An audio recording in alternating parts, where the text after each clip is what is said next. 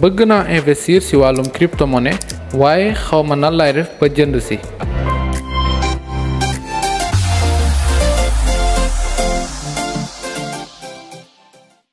Salut les amis, est-ce que ngeen ci jàmm man maa ngi sant yàlla bu baax a baax alhamdulilah bu fekkee c'est la première fois ngeen di seetaan suñu vidéo fii ci Wolof Tuto ñu ngi leen di ñaan ngeen abonné wu activer cloche notification yi partage vidéo yi au maximum ak seeni xarit.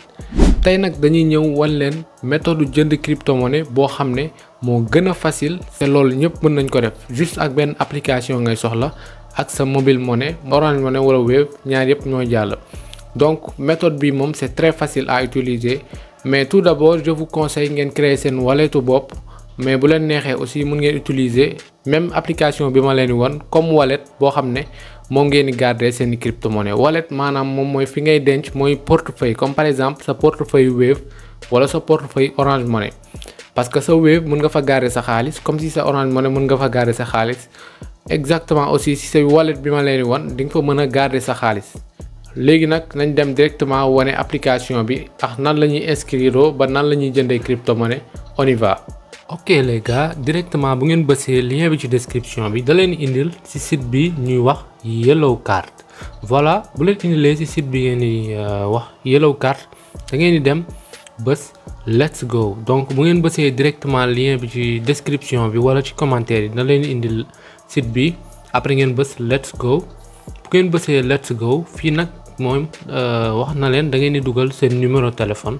donc voilà ñun ñu dugal suñu numéro téléphone ok bu ñu dugalee suñu numéro téléphone dañuy bës next bu ñu bësee next léegi wax na la soit nga def nga jot SMS par WhatsApp wala par SMS normal donc voilà ñun SMS normal la ñu utiliser 69 51 61 ok après bu ñu defee ñu bës confirmer d'accord bu ñu bësee confirmer léegi fii dañuy laaj suñu premier tour donc juste exemple first name mooy sa tour ak sa sant Tuto d'accord nickname bi optional la foo gis optional rek mooy foofu nécessaire donc bu la bindalee lii rek mooy normal na bu la bindee referral code appelé it mooy normal na donc léegi fii da ngay bind sa date de naissance donc ñu dañuy bind suñu date de naissance defee next d'accord léegi nag fii dañ lay wax nga dugal sa mot de passe boo xam ne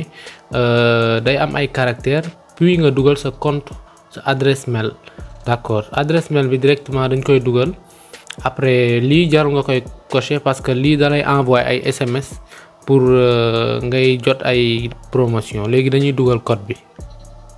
léegi bu ngeen ko gisee nii dugal nañ code bi ba nga xam ne remplir nañ caractère yëpp donc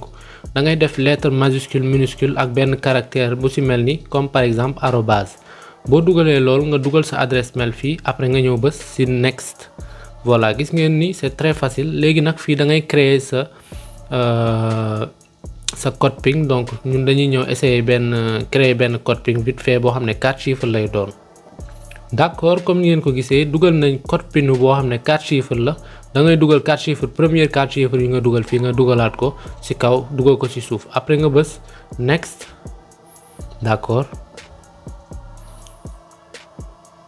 léegi nga xaar quelque temps après affaire bi chargé wu ok les gars léegi fii bindal nañ leen vérifier yu email gis ngeen directement jot nañ benn email donc dañuy vérifier email bi ñu jot comme bu fekkee yéen a ngi suivre étape yëpp s'il vous plaît da leen abonné wu ngeen partager waale vidéo yi pour ñeneen ñi mën see jot mën a def même chose yi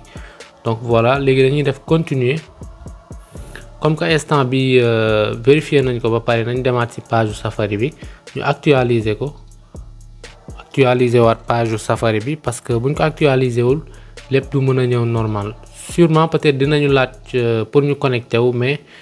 c'est pas quelque chose de méchant donc léegi bu ngeen defee lii ba pare bu leen neexee ngeen dem ci seen Play Store wala seen App Store ngeen télécharger application bi tudd Yellow Card nii la mel logo bi donc voilà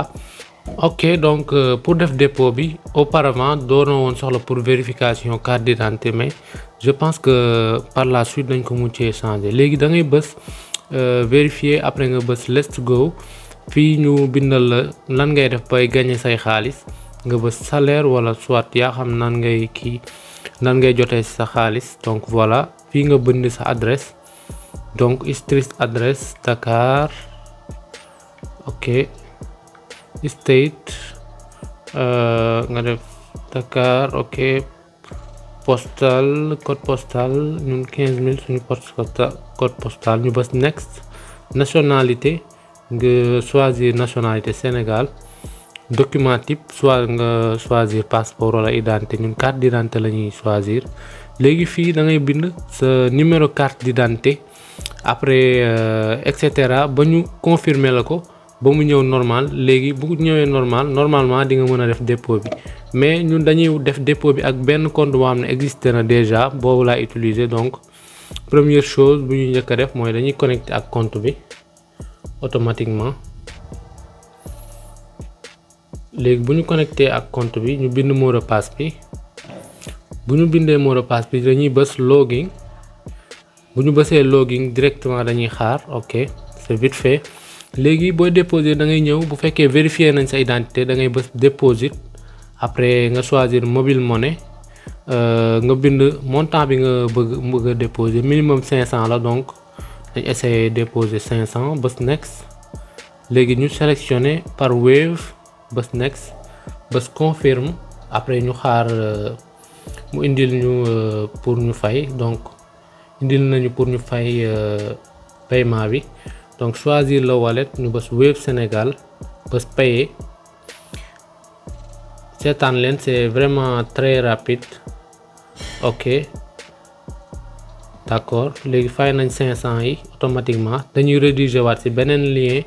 pour xool paiement bi. léegi mën ngeen bës soit ngeen capturer ko wala ngeen télécharger reçu bi. léegi après loolu da ngeen di dem xool ci seen compte Yellow Card, puisque def nañ dépôt bi ba pare ngeen actualiser, ok. ñu actualiser puisque ñaari navigateur laay utiliser pour mën a def vidéo bi, donc c'est évident. gis ngeen automatiquement solde bi ñëw na. léegi nag fii mën nga utiliser def say USDT, mais loolu ci beneen vidéo lañ ko def, sinon vidéo bi day mujjee gudd ba mu ëpp. après beneen vidéo bu may def damay expliquer nan lañ koy utiliser, nan ngay jëndee crypto yi fii, nan ngay defee ay échange, nan nga koy retirer waatee. donc voilà, boo bëggee retirer aussi c'est très facile. voilà, donc on se retrouve à la prochaine, ciao.